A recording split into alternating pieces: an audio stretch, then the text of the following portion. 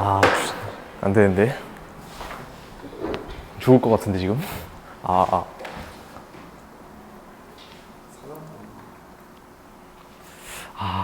되는데.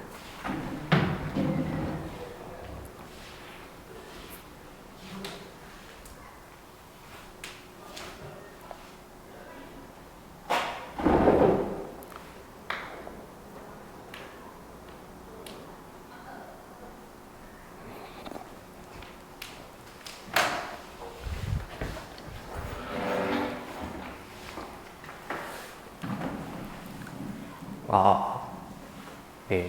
그럼 발표 시작하도록 하겠습니다. 네, 제가 맡은 발표는 이렇게 GPT-3, 3.5 그리고 알파카 이렇게 3개의 논문을 하기로 했는데요. 왜 제가 3개의 논문을 한다고 그랬는지 참 후회가 됩니다. 네. 그래서 첫 번째 논문으로 이제 GPT-3 논문이라고 불리는 Language Models are Few Learners 라는 논문에 대해서 발표를 해볼 거예요. 이제, GPT-3, 그러니까 3개의 논문이 있는데 3.5랑 그 알파카는 이제 아이디어만 좀 가져오고 저는 이제 GPT-3에 좀 더 초점을 둬서 읽었어요. 왜냐하면 제가 생각했을 때 GPT-3가 정말 잘 쓴 논문이다라고 생각을 하거든요. 제가 읽어본 논문 중에 제일 잘 쓴 논문 중 하나다 이렇게 생각을 해요, 저는. 왜냐하면 GPT-3를 만든 것도 만들어서 끝난 게 아니라 이게 어느 사회 파장력을 가져올지를 생각을 해보고 그거에 대해서 어떻게 대처해 나갈까? 그러니까 그냥 뚝딱 만들고 끝이 아니라 그 뒤에 어떤 일이 일어날지까지도 생각을 하면서 논문을 썼기 때문에 저는 좀 잘 쓴 페이퍼가 아닐까 이렇게 생각을 하고 있습니다. 네. 그래서 이제 제목에서 그 한 포인트를 얻을 수가 있는데 이 논문의 포인트는 이제 첫 번째로 정말 큰 파라미터를 가진 GPT-3 모델을 만들었다. 이 포인트가 하나 있고 두 번째 포인트는 이제 few shot learning을 어떻게 NLP에 적용시켜서 그 모델을 잘 utilize 할 수 있을지에 대해서 좀 연구를 한 논문이라고 보시면 됩니다. 이제 맨 첫 번째 그 논문에서 그 문제점을 언급하면서 논문을 시작을 하는데요. 이제 이렇게 3가지 현재 NLP의 문제점이 있다고 그 저자는 얘기하고 있습니다. 이게 현재가 이제 이 논문이 쓰여진 2020년쯤을 기점으로 생각을 하시면 되는데요. 이제 첫 번째로 예제 적용하기 위해 만든 모델이 파인튜닝이 무조건 필요하다는 문제점이 있습니다. 여기 보이시는 Task Agnostic Model이라는 게 그 어떤 모델이 그 쓰이기 직전에 그 프리트레이닝 스테이지를 거친 모델을 말합니다. 여기서는 약간 BERT를 타겟으로 약간 얘기를 하는 것 같아요. 거의 모든 이 논문이. 그래서 이 Task Agnostic 모델을 가지고 그 파인튜닝을 거쳐서 그 다음에 어떻게 쓰일지를 예측하는 거예요. 그러니까 여기서 약간 그 영화 리뷰가 긍정적인 리뷰인가 이런 이그샘플을 들면 그 프리트레이닝 된 BERT를 하나 가지고 와서 그거에 대해 그러니까 이 긍정적인 리뷰인가 아닌가를 판별하는 한 1000개의 데이터셋을 사용해서 파인튜닝을 진행을 한 다음에 그거를 이제 그 산업에 적용을 시킨다 이런 방식으로 모델을 사용을 해왔거든요. 근데 그러면은 레이블드 데이터가 결국 사람 손으로 하나하나 만드는 거잖아요. 그럼 또 거기서 시간이 발생하고 또 트레이닝을 해야 돼서 시간이 발생하고 이런 문제점이 있다고 보시면 됩니다. 두 번째는 프리트레이닝 후 파인튜닝을 하는 과정에서 그 원래 있던 generalization이 사라진다. generalization ability가 사라진다라고 그 논문 저자들은 얘기하고 있어요. OOD라는 건 out of distribution의 약자인데 이제 파인튜닝에서 가져왔던 데이터가 살짝만이라도 벗어나면 이제 out of distribution이라고 할 수 있겠죠. 그러니까 generalization이 잘 된 모델일수록 그 out of distribution인 레이블이 들어왔을 때 잘 예측을 하는 모델이 되겠죠. 근데 이제 파인튜닝을 거치면 잘 일반화하지 못한다는 것입니다. 이게 약간 제 생각을 얘기를 해드리면 이제 프리트레이닝 과정을 거치면서 이제 벡터들이 잘 정렬이 되어 있는데 그 파인튜닝을 거치면 이게 그 모델이 이해한 걸 내뱉는 수준이 아니고 이 벡터들끼리 약간 연산을 가하는 거잖아요. 그래서 그 1000개만으로는 약간 태스크에 대해서 제너럴라이제이션 하기 힘들어서 그런지 않을까 약간 이렇게 생각을 하고 있습니다. 그래서 마지막은 이제 결론적으로 말했을 때 랭귀지 모델이 우리 인간처럼 생각하기를 원하는데 인간의 경우는 사실 그런 파인튜닝 과정이 필요하지 않죠. 이게 이 리뷰가 긍정적인 리뷰인가 라고만 줘도 이제 이 태스크를 모두 다 원활히 수행을 할 수 있잖아요, 인간은.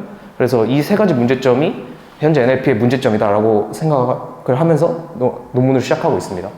이건 제가 가져온 건데, 이제 인간은 항상 원래부터 한 랭귀지 모델을 하나 큰 걸 만들어서 모든 태스크를 걔가 혼자서 실행했으면 좋겠다라는 약간 니즈가 있었어요.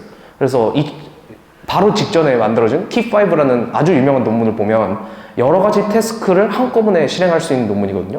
이게 아주 간단히 정리를 해드리면 인코더, 디코더, 트랜스포머 구조인데, 인코더로 이런 그 데이터가 들어가요. Translate English to German, that is good. 이런 식으로 태스크가 들어가면 디코더에서 그 값이 나오는 그런 방식입니다. 근데 이제 이 인코더에다가 여러 가지 태스크를 한꺼번에 집어넣고 아웃풋도 한꺼번에 집어넣고 약간 이런 식으로 훈련을 시켰더니 결론적으로 약간 뭐 트랜슬레이션에서 그 얻어왔던 지식을 다른 태스크에서도 어플라이 잘 하더라, 약간 이런 논문이거든요. 그래서 이제 이런 식으로 모든 태스크를 한 번에 풀어버리는 언어 모델을 우리가 계속해서 원해왔고, 그리고 그런 식으로 모든 태스크를 한 번에 푸는 그 LLM이 완성이 돼야 그 어떤 언어라는 그 체계를 완전히 제너럴라이즈 한 게 아닌가, 이렇게 생각을 하는 것 같아요. 그래서 맨 첫 번째 솔루션으로 가져온 게 메타러닝이라는 겁니다. 이 메타러닝이라는 단어 자체는 사실 그 지금 막 쓰이고 있진 않아요. 왜냐면 이게 너무나 요즘은 당연한 것이 되어 있기 때문에. 그래서 어떤 방식으로 그 타파를 해가냐, 이런 식의 데이터셋을 하나 주는 겁니다. 그러니까 프리트레이닝 스테이지에서 이런 그 같은 그 태스크를 가리키는 그 것들을 임의로 긁어 모아서 일부러 학습을 시키는 거예요. 이거 같은 경우에는 덧셈뺄셈을 시키는 거고, 이거 같은 경우에는 약간 오타를 잡아내주는 거, 이거 같은 경우에는 뭐 번역을 하는 거네요. 그러면은 이제 여기 각각에 있는 데이터들을 학습시키는 것만이 아니라 여기 있는 걸 여기도 활용을 해야 되는구나, 여기 있는 걸 또 여기로 활용을 해야 되는구나, 약간 이런 식으로 인컨텍스트 러닝을 해야 된다는 걸 모델이 직접적으로 아는 거죠, 이제. 그래서 그 맨 첫 번째 그 원샷, 퓨샷을 이렇게 주게 되면 그 다음에는 더 태스크를 잘 풀 수 있는 능력을 가지게 되는 겁니다, 모델이.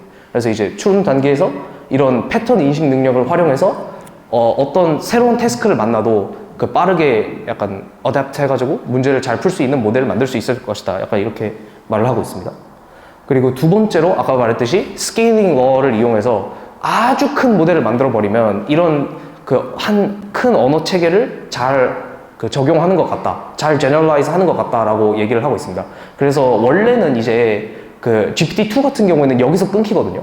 그러니까 125 밀리언 하다가 1 빌리언 하다가 여기서 끊기게 되는데, 이걸 아예 극한으로 가서 175 빌리언짜리 모델을 하나 이렇게 딱 내보내게 됩니다. 그리고 이제 프리트레이닝 같은 경우에도 원래는 8 빌리언 토큰즈에서 프리트레이닝 돼 있었는데 이거를 300 빌리언 토큰즈로 바꾸게 됩니다. 그냥 이제 모델을 키우고 더 많은 텍스트로 모델을 돌리게 되면 제너럴라이즈 잘 된 모델이 나오더라, 약간 이런 내용입니다.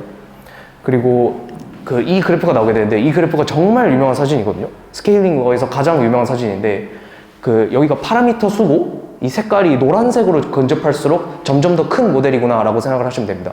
그리고 이건 컴퓨팅 파워예요. 당연하겠지만 약간 파라미터가 로그 스케일로 커지면 컴퓨팅 파워도 로그 스케일로 증가를 하게 됩니다.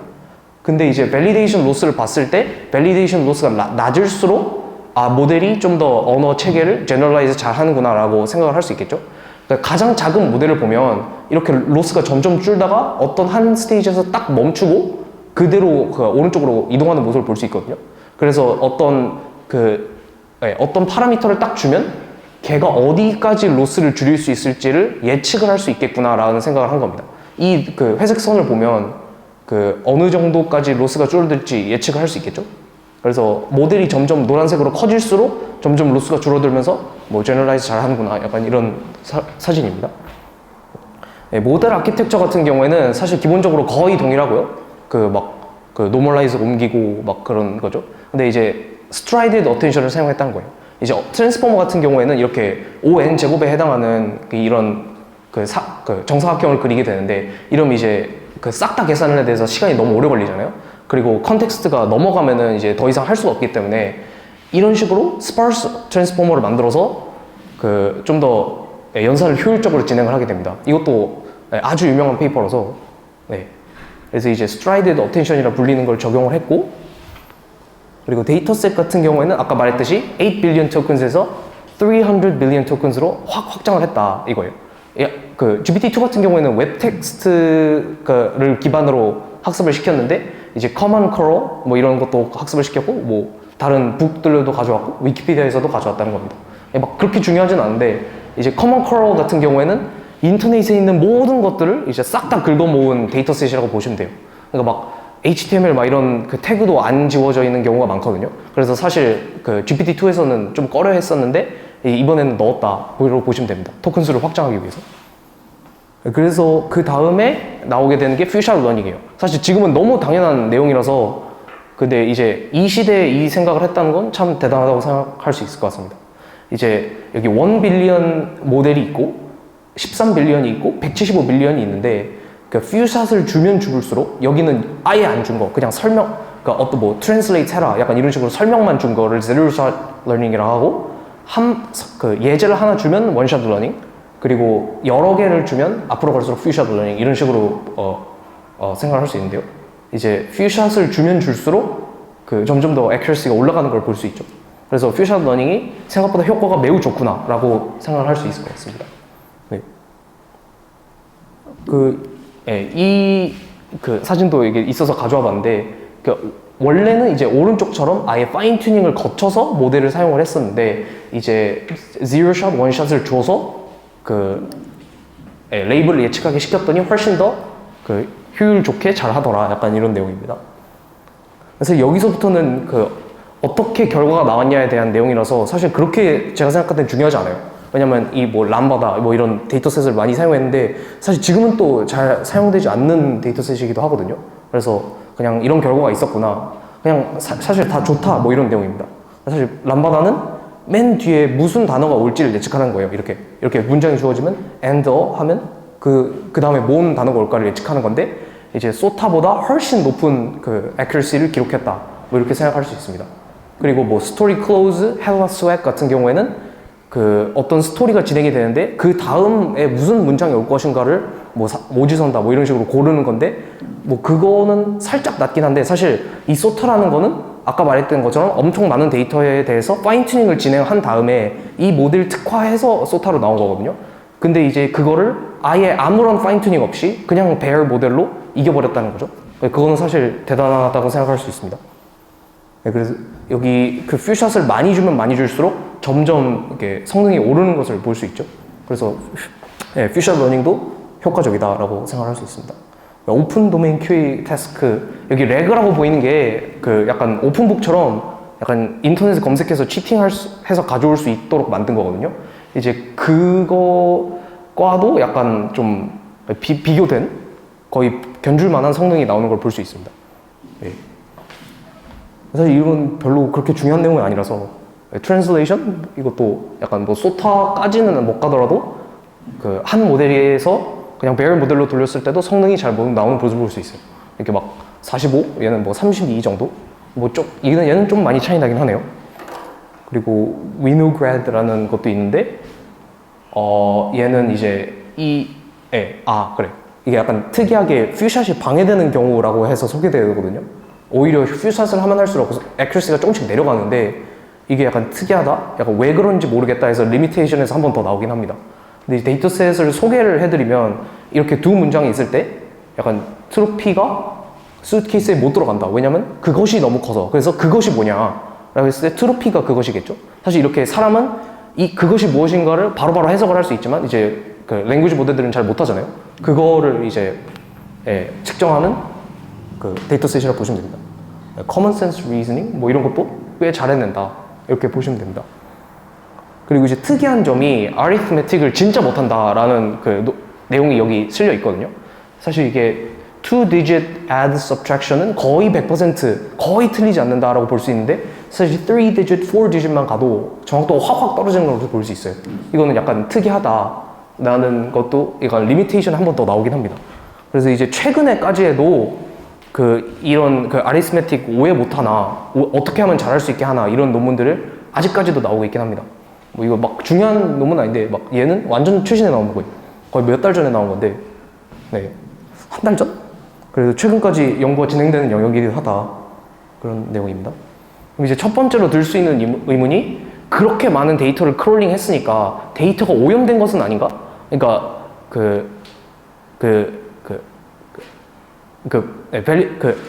accuracy를 측정을 할 때 사실 그 데이터들을 미리 봤기 때문에 성능이 잘 나오는 게 아닌가에 대한 실험도 진행을 해봤어요, 내가. 그러니까 데이터가 사실 워낙 많잖아요. 300빌리언이면 그 사람이 평생 읽는다는 거에 한 100배 정도? 그렇게 많은 그 텍스트 양이거든요. 그럼 이제 거기에서 미리 들어가 있던 게 아닌가. 그래서 그 성능이 잘 나온 게 아닌가? 했더니 결론적으로 아니었다. 아닌 것 같다라고 밝혀졌습니다. 왜냐하면 이제 아주 그 데이터셋을 갖다 놔서 약간 아주 그 데이터셋에 있을 만한 거를 싹 다 제거했음에도 거의 그 원래 했던 것보다 거의 비슷하다고 그 나오거든요. 그러니까 원래 accuracy랑 그 다음에 했을 때 accuracy를 뺀 값인데 거의 다 0에 몰려 있는 거를 볼 수 있죠. 그래서 그 원래 데이터셋에 있었던 게 아니구나. 사실 근데 있었어도 그 성능이 높아지거나 낮아지지 않았다고 그 GPT-2를 이용해서 돌려봤을 때 그런 결과가 나왔다고 합니다. 네, 아주 작은 부분이기 때문에 상관없다고 합니다. 네. 그럼 이제 약간 사회 파장 부분에서 또 얘기를 했었는데 사람이 GPT가 썼는지 아니면은 그 사람이 직접 쓴 건지를 알아볼 수 있을까를 대상으로 약간 사람 대상으로 시험을 해본 겁니다. 이게 GPT-3 스몰이 썼을 때는 거의 다 80%가량 맞추는 걸 볼 수 있죠. 근데 이제 175빌리언으로 갈수록 50%로 떨어져요. 거의 약간 찍고 있다는 수준이죠. 사실 이거는 그 뉴스에도 몇 번 나오기도 했는데, 네. 약간 모델이 커질수록 사람인지 기계인지 구분하지 못한다. 네, 약간 이런 내용입니다. 오른쪽에 있는 그래프도 그 파라미터가 로그 스케일로 커질수록 accuracy가 점점 50에 근접하는 모습을 볼 수 있죠. 네, 그래서 그 점점 글을 잘 쓰고 있다. 그리고 그 데이터, 그러니까 사실 175빌리언이 정말 큰 용량이잖아요. 그래서 오버피팅이 되고 있는 게 아닌가. 그러니까 많은 토큰들을 이용해서 약간 학습을 시키는데 오버피팅이 된 게 아닌가? 라고 했을 때 데이터량이 이렇게 8에서 300으로 늘었잖아요. 이런 식으로 기하급수적으로 늘고 있기 때문에 그런 걱정을 하지 않아도 된다라는 게 결론입니다. 사실 막 글을 가져왔을 때 완전 똑같이 막 쓴다던가 이러면 오버피팅이 된 거잖아요, 사실. 근데 그런 일이 거의 발생하지 않는다고 해요. 네. 그래서 이제 그 리미테이션이 여러 개가 나오는 건데 그 중 하나가 이제 가장 큰 게 성능 한계입니다. 그러니까 175빌리언이 엄청나게 큰 모델이잖아요. 엄청나게 큰 모델인데도 불구하고 이제 사실 세상을 보는 눈이 없어요. 그냥 텍스트를 통해서 그 세상을 배운 거기 때문에 약간 물리적인 지식이다. 아니면 막 의자 뒤에 있는 그 공이 막 책상 밑에 있나? 막 이런 식으로 공간적으로 질문을 하면 얘가 하나도 대응을 못하는 모습을 볼 수 있거든요. 이런 식으로 보는 눈이 없어서 약간 그렇고, 그리고 약간 내용이 모순이 있거나, 이거는 약간 많이 겪어보셨을 텐데 막 개소리를 한다든지, 막 똑같은 말을 계속 한다든지 막 이런 식으로 좀 말이 안 되는 문장을 쓰는 경우가 있어요. 그러니까 175빌리언인데도 그런 말을 하는 거 보니까 약간 좀 성능에 한계가 있지 않나, 구조적으로 한계도 있지 않나, 약간 이런 생각을 하는 겁니다. 두 번째도 약간 구조적인 한계인데, 이제 AR, Auto Regressive라고 계속해서 글을 자기 스스로 생산해 나가는 모델이잖아요. 근데 그 구조가 정말 맞는가에 대한 한계점도 있습니다. 우리가 정말 그렇게 생겼나? 그러니까 빈칸 치우기 같은 태스크가 아까 있었거든요. 근데 그거에서 성능이 조금 낮게 나왔다. 그러면은 그 태스크에 약간 알맞지 않는 구조가 아닌가, 이런 그 태스크 막 글 써 내려가는 형태가. 그러니까 지금 와서 생각해보면 사실 별로 아니긴 한데 이때는 약간 좀 의문이 들 수 있겠죠. 그리고 세 번째는 약간 본질적인 한계? 아까 말했던 내용이랑 비슷한 건데, 우리 눈처럼 보는 눈이 있어야 약간 세계를 좀 더 잘 이해하지 않을까. 물론 이게 LLM이 점점 발달하면서 좀 더 채워나가긴 할 텐데, 본질적으로 약간 우리 인간과 다르기 때문에 생각하는 방식이 다를 것이다라고 얘기를 하는 겁니다. 약간 규모를 키우는 것만으로 해결될 문제가 아니고, 눈을 달고, 감각도 달고, 이런 식으로 계속해서 발전해 나가야 한다라고 합니다. 그리고, 그러니까 여기 아까 말했던 내용이 나오는 건데, 얀 레쿤에 따르면, 2에서 3 billion tokens만 읽는데 사람이 평생 읽어도, 근데 얘는 300빌리언 토큰을 읽었잖아요. 그런데도 사람과 비교해서 훨씬 좀 못한 모습을 보이니까 이게 약간 훈련의 효율성? 사실 얘도 전기가 굉장히 많이 먹잖아요. 그런 방면에서 생각을 해봐도 약간 조금 아직 많이 부족하다라는 한계점이 있습니다. 그리고 이 퓨샷 러닝이 어떻게 동작하는지 우리를 아직 이해를 못해요. 그러니까 퓨샷 러닝을 약간 새로운 태스크를 인식해서 앞으로 가는 건지 아니면 그 지금까지 배운 태스크 중 하나를 이거구나 하고 끌어내서 앞으로 가는 건지 약간 이런 거에 대해서는 추가적인 연구가 필요하다라고 합니다. 사실 아직까지 밝혀지지 않은 부분도 있어요. 그리고 해석 가능성? 이것도 약간 아까 말했던 거랑 비슷한 건데 그러니까 그럴싸한 개소리를 쓰면 걔도 그럴싸한 개소리를 쓸 확률이 높다는 거예요. 막 예를 들어 문법적으로는 맞는데 뭐 사실 뭐 어떻게 할까요? 뭐 예를 들어 양말을 먹으면 어떻게 될까요? 뭐 사실 이런 그 예시가 있었는데 그럼 이제 양말을 먹으면 어떻게 될 건지 약간 실제로 소술하는 모습을 보였어요. 그 GPT 3.5에서는 뭐 그런 식으로 그 약간 좀 더 이런 후속 연구가 필요하다 이렇게 말을 하고 있습니다. 그리고 여기서 약간 좀 감동을 받은 부분인데 이 모델이 편견을 지닐 수 있잖아요. 사실 여기 보면은 막 예를 들어 이슬람이라는 단어를 딱 주고 뒤에 나올 토큰을 뭘지 뒤에 나올 토큰의 확률 분포를 봤을 때 뭐 약간 테러리즘 이런 토큰의 확률이 훨씬 더 높게 나타났다 다른 토큰들보다. 그럼 이제 이 모델이 편견을 가지고 있는 게 아닌가 라는 문제점이 있어요. 그러니까 무조건 가지고 있고 인터넷에서 긁어온 것보다 보니 약간 편견을 가질 수밖에 없겠죠. 그럼 이제 이게 사회에 미치는 영향이 좀 크지 않을까. 그래서 사실 모델 공개를 안 한 거긴 한데 좀 여러 방면에서 남용의 위험성이 있다라고 얘네들은 생각을 하고 약간 세이프티에 좀 힘을 싣는 모습이 있었어요. 이때는.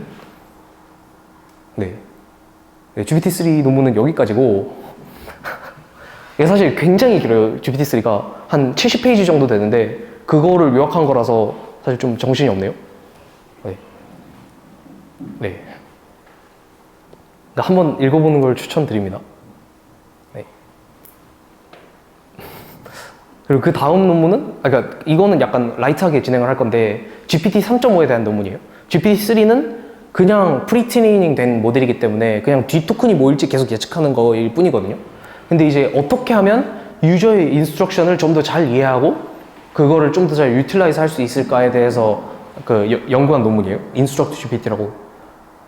그리고 이제 이 메인 포인트 두 가지가 있는데 인스트럭션 튜닝을 진행을 하는 거 그리고 RLHF를 하는 거 이렇게 두 가지로 이루어져 있습니다.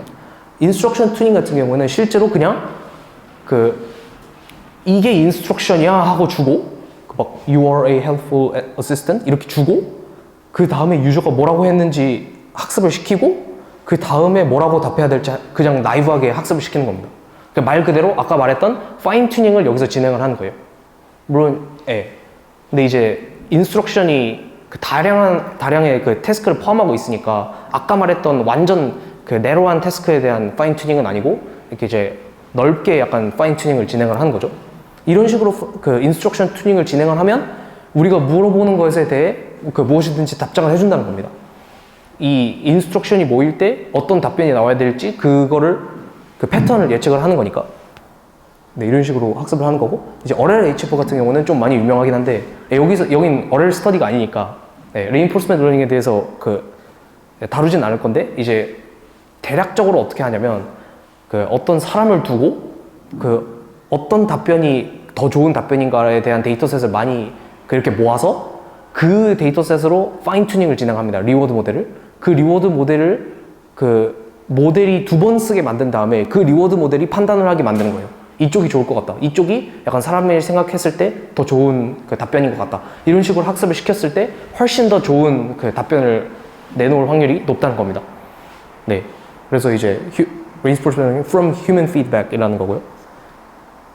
이거는 약간 2023 마이크로소프트 빌드라고 약간 애플의 WWDC 아니면 구글 I/O 같은 행사거든요.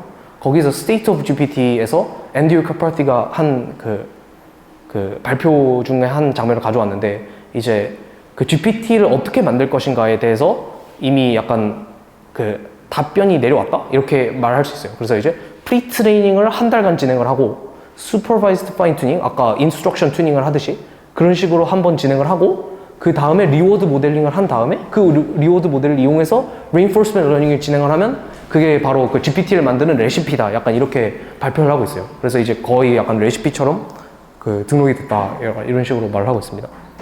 그리고 마지막으로 아주 간단하게 알파카에 대해서 얘기를 할 건데, 예, 알파카 같은 경우에는 이제 이게 너무 비싸니까 막 사람도 많이 쓰이고 데이터도 많이 쓰이고 GPU도 많이 쓰이고 이러니까 좀 작은 모델에 대해서 우리가 좀 더 쉽게 그 SFT를 진행하는 방법은 없을까? 약간 이렇게 생각을 하다가 그 스탠포드에서 나온 건데, 예, 아이디어를 가져온 거죠.